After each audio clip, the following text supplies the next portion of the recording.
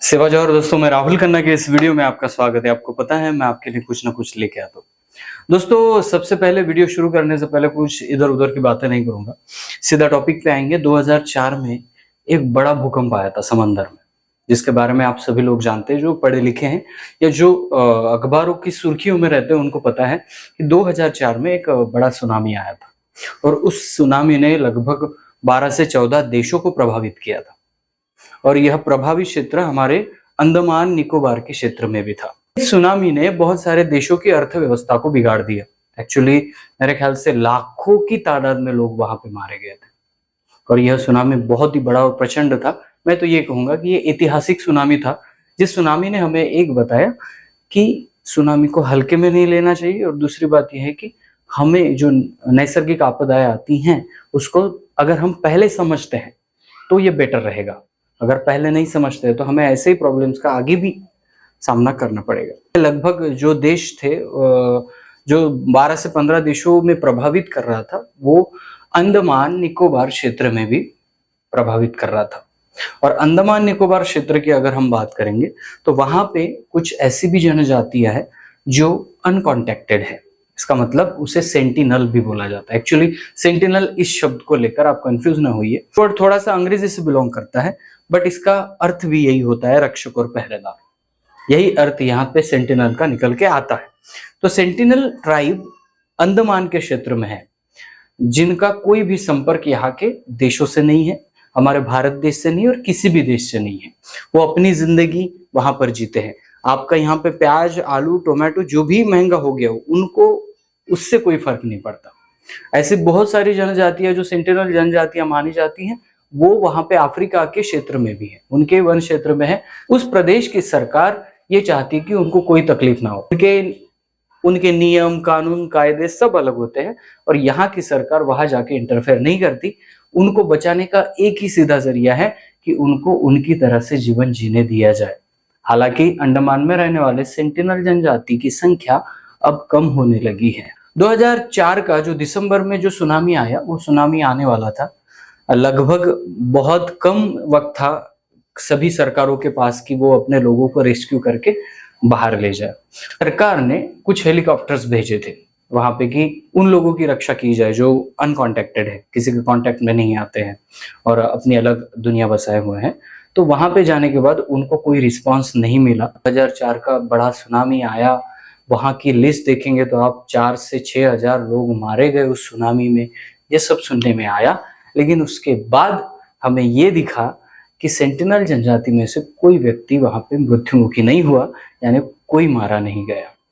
ये सबसे बड़ा आश्चर्य था हमारे गवर्नमेंट के लिए, सबसे बड़ा आश्चर्य था बाकी लोगों के लिए जो अन्य क्षेत्रों में भी सेंटिनल जनजाति रहती थी, जो अनकॉन्टेक्टेड थी, उनको कोई भी खतरा नहीं हुआ। एक्चुअली वो तो समुद्र के पास रहती है, समुद्र की इसलिए पास रहती है कि उनको खाना वहां से मिल जाता है, उनको बहुत सारी चीजें वहां से मिल जाती हैं।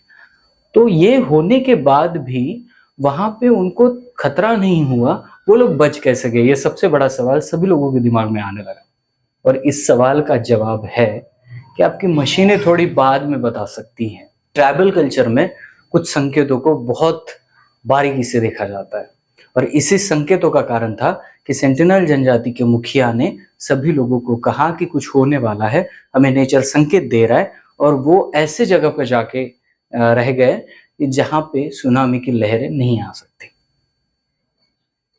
और फिर वो सभी लोग बच गए। ये पूरा मैटर आज मैं आपको क्यों बता रहा हूं, क्योंकि इससे हम एक सीख सकते हैं। आज घड़ी आ गई, कैलेंडर आ गया, आज सभी चीजें मशीनें टाइप कर रही हैं, मशीनें आपको ग्रोथ करके दे रही है। आज हम ऐसे बात कर रहे हैं जैसे विज्ञान ही सब कुछ हो, लेकिन अगर हम सही ढंग से बात करेंगे तो हम लोग कुछ भी नहीं है। नेचर की जब नैसर्गिक आपदाएं आती है तब हमें कुछ नेचर साइन भी देती है और उस साइन को अगर कोई पढ़ सकता है तो उस देश का रहने वाला इंडिजिनस पीपल। ये और एक बार साबित हुआ है कि ट्राइबल कल्चर में आप लोग जाते हो, ट्राइबलों को देखते हो, फिल्मों जैसे ट्राइबल आपको नजर आते हैं जो फिल्म में दिखाए जाते हैं, या आप ये अपेक्षा करके जाते हो कि ये छोटे से कपड़े पहनेंगे, छोटे छोटे कपड़े पहनेंगे, इनको हमारी भाषा समझ नहीं आएगी, और बहुत कुछ मसाला लेकर हम ट्राइबल लोगों के पास चले जाते हैं। लेकिन एक्चुअली हमें ये नहीं पता वो जो इंडिजिनस भाषा बोलते हैं, वो जो उनका कल्चर है, उस कल्चर में साइंस छुपा है, जिसको समझते समझते हम बूढ़े हो जाएंगे, लेकिन वो साइंस खत्म नहीं होगा। और यह बना है उनका कल्चर इस संकेतों के आधार पर। प्रकृति का हर एक पहलू, प्रकृति का हर एक संकेत, प्रकृति का हर एक संदेश वो जानते हैं और समझते हैं कि कौन सा प्राणी किस मौसम में कैसे रिएक्ट करेगा, कौन सा पक्षी किस मौसम में क्या संदेश देगा।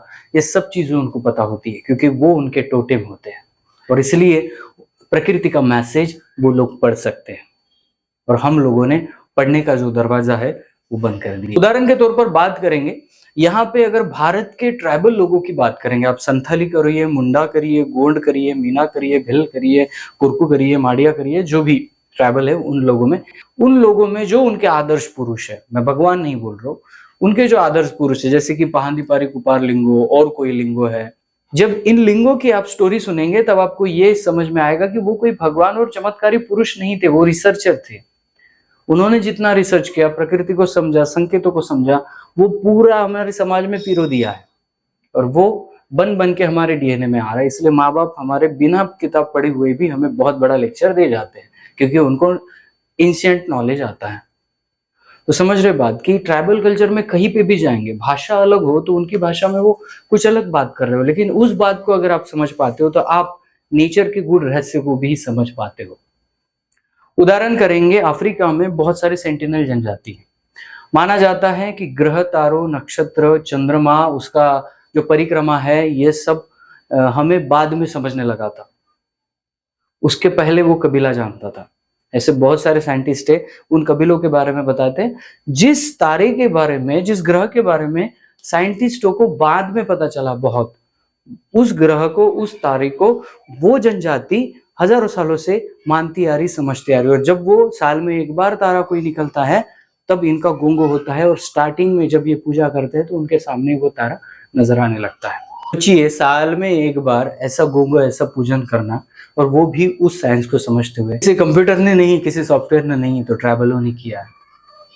बहुत सारे लोग ये भी बात करते हैं कि 12 जो राशि होती हैं, जिसको बहुत सारे लोग राशि देखते हैं, भविष्य देखते हैं, राशि देखते हैं, तो वो 12 का कंसेप्ट भी यहाँ पे गोंड कोयतुर समाज से आया है। जो 3 ट्रायंगुलर फिलोसॉफी है वो भी यहाँ के ट्राइबल कल्चर से आई है। 3 वाले को ट्रायंगल बोलते हैं, तो वो ही ट्रा करके ट्राइब बोल दिया है, और ये ट्रायंगल फिलोसॉफी वाला ट्राइब है। और इसलिए बहुत सारे रहस्य अगर आप अपने दिमाग को पूरी तरह से खोलते हैं तो ट्राइबलों में बहुत कुछ ऐसा पाया जा सकता है, जिससे हमें आज के विज्ञान में बहुत ज्यादा बढ़ोतरी मिलेगी, और हम नेचर का सर्वनाश कम कर पाएंगे। और इसीलिए तो कह रहा हूं कि मैं आपको ये नहीं कह रहा हूं कि ये सब समझ लिया तो जाके आप ट्राइबल बन जाओ। ऐसी कोई भी स्कीम नहीं है कि आपको ट्राइबल बनाया जाएगा, उसके लिए आपको उसमें जन्म लेना पड़ता है। अगर आप ट्राइबल तो नहीं है, लेकिन उनके मूल्य और संस्कार को अगर आप समझ सकते हैं तो बहुत कुछ बच सकता है। कोरोना काल में बहुत बड़े बड़े देशों ने यहाँ पे अपने अपने संदेश दिए। ज्यादातर संदेश उनके इसी वजह से थे कि हमें इंडिजिनस पीपल की सिविलाइजेशन, उनकी गांव व्यवस्था, उनकी जड़ी बूटी व्यवस्था, उनकी रहने की व्यवस्था, इन सबको अडॉप्ट करना चाहिए, नहीं तो हमारा विनाश अटल है। बहुत बड़े बड़े आर्टिकल में यूएन ने छापा था, लेकिन इस पे हम इसलिए ध्यान नहीं दे रहे क्योंकि ये जो आपदा आ रही है, ये जो विनाश हो रहा है, ये स्लो है। फास्ट की तरफ हम ज्यादा ध्यान देते हैं, जो स्लो खत्म हो रहा है उसकी तरफ हम ध्यान नहीं देते, और यही बड़ी वजह है कि आने वाले दिनों में हमें विनाश देखने को मिलेगा। बात करेंगे संथाल ट्राइब की। आप आज हमारे पास घड़ी है, तो क्या करते हैं, किसी ने पूछा कि कितने बजे हैं, तो हम घड़ी देखते हैं और बता देते कि इतना बजा है। लेकिन जब घड़ी नहीं थी तब यहाँ पे खेती व्यवस्था, पशु व्यवस्था थी, सिविलाइजेशन थी, तो किस कदर चलती थी, क्या ऐसे साइन थे। तो बताने में मुझे खुशी होगी, संथाल ट्राइब है इंडिया में, उनके पास वो एंशिएंट घड़ी का प्रकार है। संथाल ट्राइबल जो कि खेतों पे जाते थे या वहां जाते थे, तो उनके पास एंशिएंट वो घड़ी प्रकार है। अभी आप ये नहीं कहेंगे कि मशीन लगाओ और घड़ी बनाओ। उस घड़ी को कैसे नापा जाए, उस घड़ी को कैसे समझा जाए, उसको कैसे सीखा जाए, ये भी एक कला है। आप अगर उड़ीसा का कोणार्क टेम्पल देख लेंगे, तो कोणार्क सूर्य मंदिर जो है, जिसको सूर्य मंदिर बोलते हैं, वो इसलिए अजब नमूना नहीं है कि वहां की खजुराहो की मूर्तियां हैं। वो ऐसा एक इस देश का, इस दुनिया का नमूना है जहां पे बिना मशीन की घड़ी को समझा जा सकता है। अमावस्या से पूर्णिमा तक और पूर्णिमा से अमावस्या तक पूरे 12 महीने का काल मापन का जो यंत्र बनाया गया उसी को बोलते हैं हम सुवर्ण मंदिर। वहां पे राजा ठहरने के लिए इधर उधर से चक नहीं बनाए गए। वो जो चक्के हैं वो पूर्णिमा से अमावस्या तक और अमावस्या से पूर्णिमा तक एक महीने में कितना बदलाव आएगा, सूरज की किस दिशा से आएगा, दूसरे महीने में थोड़ा सरकेगा, तीसरे महीने में थोड़ा सरकेगा, ये पूरा गणित का कैलकुलेशन है उड़ीसा का सुवर्ण मंदिर। लोग जाते हैं वहां पे और ए भगवान करने से कुछ नहीं होता। वो एक अजब नमूना है नेचर का, वो एक अलग नमूना है जो एंशिएंट थ्योरी को बताता है। अगर हम पूरे सुवर्ण मंदिर के कैलकुलेशन को छुड़ा पाते हैं तो मैं ये आपको दावे के साथ कह सकता हूं कि ये ट्राइबल थ्योरी को छुड़ाने जैसा हो जाएगा। तो उदाहरण के तौर पर आप अगर ट्राइबल कबीले से आते हैं तो आपको पता होगा हमारे लोग साइन देख के कृषि विज्ञान करते थे।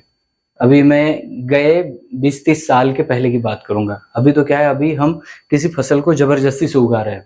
वो फसल ना बोल रही है और हम उगना उगना बोल रहे हैं, इसलिए उनमें बहुत ज्यादा खाद डाल देते हैं, बहुत ज्यादा औषधियां लगा देते हैं और वो उसका जो फल आता है वो फल उतना प्रोटीन नहीं देता, क्योंकि हमें पता है कि हमने उसको जबरदस्ती से उगाया है।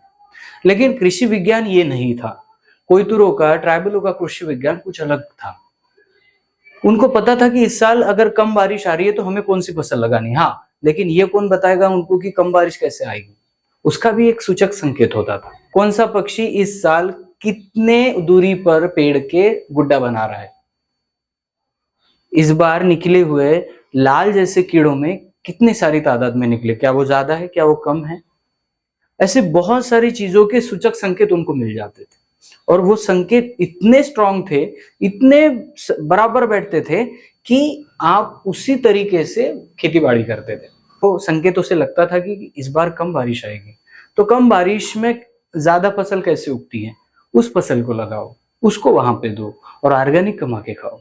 ये सभी जो थ्योरी है ये ट्राइबल कल्चर से ही बिलोंग करती है। लेकिन हाँ, आज हम अनेक धर्मों के विचार प्रवाहों में हम ट्राइबल लोगों को मानना बंद कर दिए हैं और इसी की वजह है कि हर जंगल उजड़ते जा रहा है। हमें नए नए तर्क देखने को मिलते हैं। कुछ दिन पहले मैंने अखबार में पढ़ा था, अखबार लोकमत है और मराठी पेपर है, और वहां पे मैंने पढ़ा था कि बारिश में, अभी बारिश चल रही है और बारिश में ये देखा गया कि किसी आम को फूल आ गए थे। अक्सर आम के पेड़ को फूल धूपकाले में आ जाते हैं, आम आपको धूपकाले में मिल जाता है। लेकिन इस बार क्या हुआ, बारिश में एक पेड़ ने आम के फूल लग गए। यानी संकेत ये हो रहा है कि आज जो नेचर चल रहा था, बारिश के बाद ठंड, ठंड के बाद धूप, फिर धूप के बाद बारिश, ये जो चक्र चल रहा था ये चक्र धीरे धीरे ब्रेक होते जा रहा है।